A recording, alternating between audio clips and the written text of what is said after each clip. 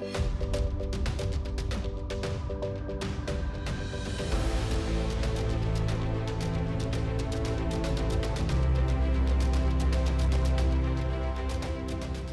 now we go into our next segment, which is called Featured Startup, or wacky, crazy, mad people who want to do some stuff and create new things.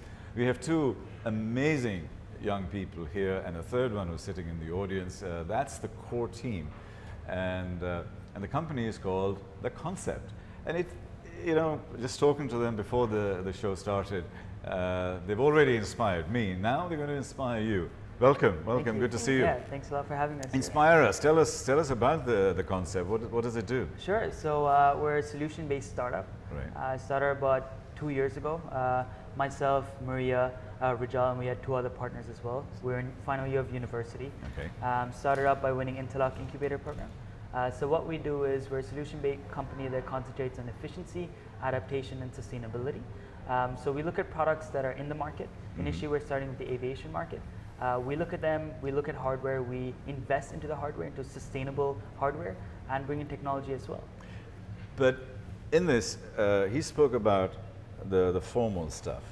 Tell us your emotion when it comes to your startup. There's a lot of emotion through our projects especially, and that's what exactly motivates us to put them out the way that we do. So when we say we're concentrating on sustainability, we're not trying to get rich out of it. And of course, there's a business side behind any business model and behind any product, and that is true. But what we want to do is we really want to take the smallest steps to making a better world. Because people have tried to take the huge steps, and honestly, I think it just backfired, and not many people are listening, and it's not having such a positive impact. And that's very sad to see, because it's people with pure concepts and pure hearts that would want to put it out, but it's not working out. Is that your core why, as far as this business is concerned? As why? Yeah.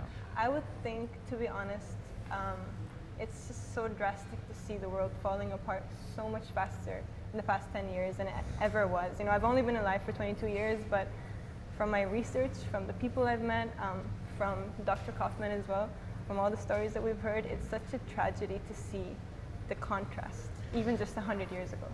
Yes, indeed. And when you use the word sustainability, and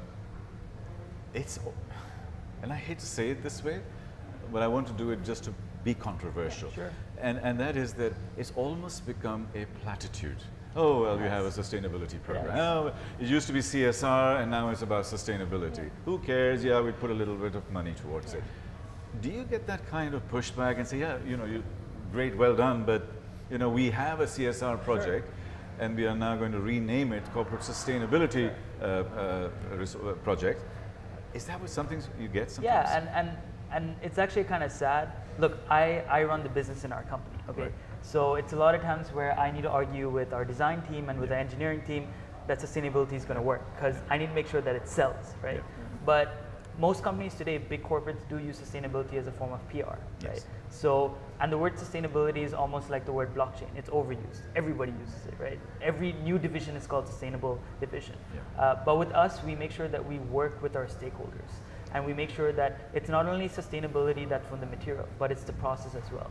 And we make sure that the entire ecosystem that we build is sustainable. But yeah, we do get a lot where they say, is it a marketing gimmick? But then that's where we as a startup, we show them proof. And I'd love to add something to that. I come from an interior design and architectural education background, so I've come across so many projects and designers that say, oh, this is a sustainable project, this is a sustainable building. And so it interests me, so I go ahead and do my research. And then I just find out that it's a concrete building and they plant plants outside. Yeah. And they just make the facade full of green. And I'm like, that is not sustainable, my friend.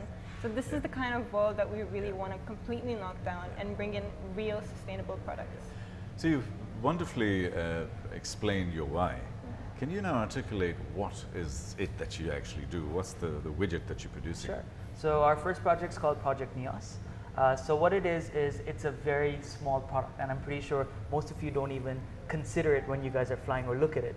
But it's the in-flight economy food tray. So it's the actual food tray that a cabin crew would serve you on board an aircraft if you're flying in economy. And what we've done is we've co-invested into a material, making it 80% lighter. Not only is the material 80% lighter, but it's 100% sustainable, it's biodegradable as well as recyclable.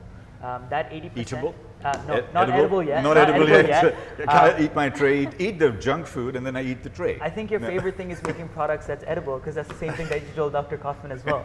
But hopefully soon edible too. But this 80% for large airlines like Emirates Airlines would save them $6 million in fuel savings. And what we do as a company as well is adapt our products. So current economy food trays or any tray that you know, they have one purpose, which is to serve food. But we've introduced RFID and QR code technology that allows the passengers to interact with the airline and the airline to interact back with the passengers. So it's a tray. Yes. Now, you are a young team, and are you a material scientist? Are you you're a designer, of course? Where do you dig into the deep resources to come out with the stuff that you need?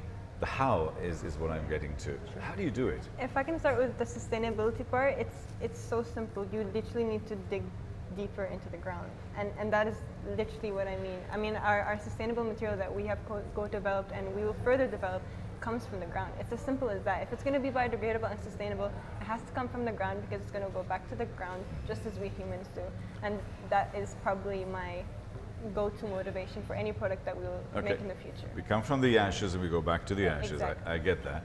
Now, but what kind of material is this? Where was the research lab? Who have you partnered with? What is your team? Because you are the tip of the arrow. What's behind that? So what we do is we hold the IP, we come up with the design, we do the research, and then we partner with some great companies. So for example, for our material, they're called DTEC and they're based out of Sweden. So we've actually partnered with them, we go down to them, they come down with us, and we invest into them, they invest back into us, and we research into the material development, because we're 3 people, right? So they have a complete team that backs us up. In terms of technology, we have HID and InLogic, and our production partner is SB Burner in Spain. So we have all these companies that we're linked with, so you could almost call it a logistics of supply chain. And we speak with each party and then introduce all the parties together in order to have the final product. You know, it's interesting because, you know, some of the biggest changes will be made by a group of 3, 4, 5 people in the future because of, as Professor was saying earlier, about the connectivity that we have globally. So you can basically be based anywhere. You choose Dubai to be based here and connected to the rest of the world.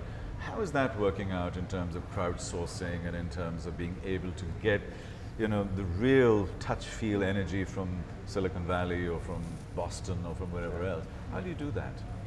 I think it's such a great opportunity. I'm sure you can add more to it when I'm done, but from my point of view, being in such a dry country, it's such a great opportunity to bring in those kind of materials, or whether it's coming from the ground or whether it's partnerships into the Middle East, because it's been dry for some decades, and the evolution has not been that forward in the recent years. So I do believe personally that there is a sustainable material that can come out of every single land, whether it's moist, whether it's dry. That's just in time, and that's just upon research. But as of now, it's such a great opportunity to be able to bring something, if I could call it moist or rainy, into such a dry country, just through a product. My core question was about the partnership model and the fact that you can be a small core intelligent team, smart teams, and these are the future teams. And you can be a small smart team and still be able to get the best of the best.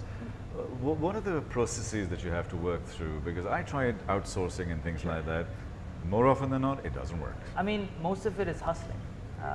You know, again, hustling's another word like blockchain or sustainability that's overused, but it's being a startup and just the 3 of us, we don't have to listen to anyone, right? We don't have a corporate pyramid, right? We don't have higher authority, right? We will find our way to get in contact with them, whether it's through LinkedIn or whether it's going for events like this or with DTEC for the GITEX Future Stars.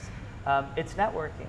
And, you know, one of our early mentors told us, you know, keep annoying them until you get what you want. Because either way, they're going to say no. And if you annoy them enough, they'll give you an opportunity. But it's also the credibility. Now, we're blessed that in our final stage of university, final semester of university, we won Interlock. Interlock, co-hosted by Emirates Airlines, Zanata, GE, Etisalat, that gave us a platform, gave us a foundation. And that links back to Dubai. Dubai is today building a entrepreneurial platform, right? Where we can scream, we can shout, and people will hear us because we're in Dubai. And that's a lot of the partnerships that we have. The companies that we have, that we're partnered with, they're 200-300 million euro companies, but they listen to us because we're from Dubai, because we won an incubator with Emirates. So Dubai is building that platform that gives us connectivity, accessibility, and we have entrepreneurs and friends from different parts of the world that don't have that reach, but we have that legacy leeway because we're from Dubai. What's your story that you are telling, apart from the fact that we're selling biodegradable trays? Perhaps you can answer that. The story that we're telling is, just as you mentioned, that a lot of companies think, or people think, that sustainability is expensive. So the story that, or the legacy that we want to leave is that it can be done, I don't want to say cheaply, but it can be done if you do it the right way. And, I just think there is a solution for everything, and it's all on the ground. You just need to work your minds a little bit more. And to be honest, a plastic bottle and a paper bottle. A plastic bottle is someone that probably thought for like 5 minutes. A paper bottle will need probably 50 years of research. Yeah. And that's okay. And some people don't feel like that's okay because this is faster. And we live in such a fast-paced society. Just like I said, in the past 10, 15 years, it's almost disgusting to see such young minds kind of adapt to that kind of mindset where, the faster we get it out there, the better, or the richer we're going to get. We're going to get rich faster than other people. Yeah. I think those are steps that we'd like to take throughout this small projects, such as the tray, even though it's such a small project, to show that there are certain steps that you can take. I'm not going to say we're going to become rich, but to become rich, whether it's through wisdom, through sustainability, through money, but if you take the right steps and simple steps. I'm going to ask you to do a weird thing. Sure. Probably never had happened in an interview before. I'm going to request you to please close your eyes. Okay. And Mario, please close. And now you're not allowed to open your eyes for the next 15 seconds. What do you see? What do you dream about? If I look like a genie, and if I was the genie giving you some stuff, what would you ask for? Now you can open your eyes and tell me, what is your wish for a genie? In other words, anything to make your business successful or your dream successful. You want to go first? No, his eyes are open. I want to go for you. He opened his eyes. He cheated. Honestly, I'm gonna. The first thing I saw was a tree with very rich soil. I just saw rich soil, to be honest, and I just want everyone to be giving back to that rich soil. That's brilliant, and I do mind mapping and stuff like that.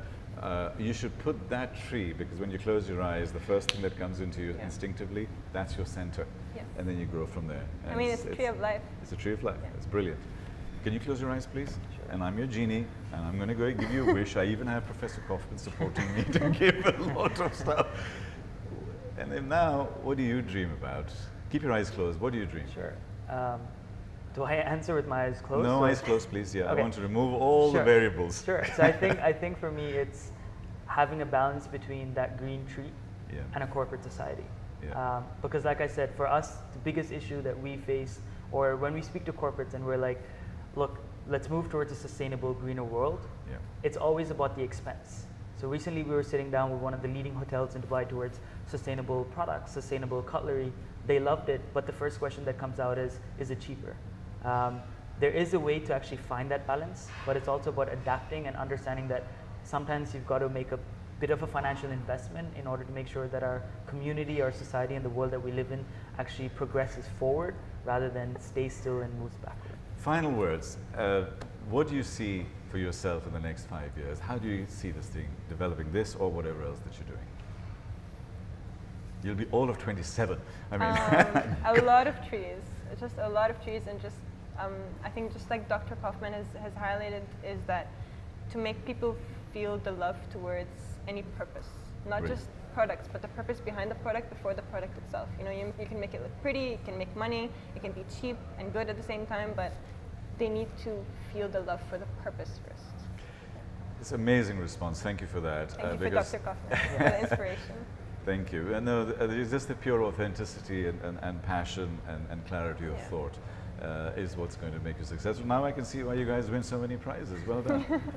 What is your final comment? What is your final takeaway? I think it's just, for me, my biggest takeaway that I'd like to see in the next 5 years is the bigger corporates support startups with efficiency, with sustainability, open their eyes up and know that it's not all about the dollar margin, but it's about helping the planet, which is the biggest dollar margin that you make. And anything we can do to make your platform grow and work, we'd be absolutely delighted. And they were an inspiration and wonderful to have you. Yeah, Thank you. very much. Thanks, for having Mahendran. us. Thank you, Thank you Mahendran. so much. It was a pleasure.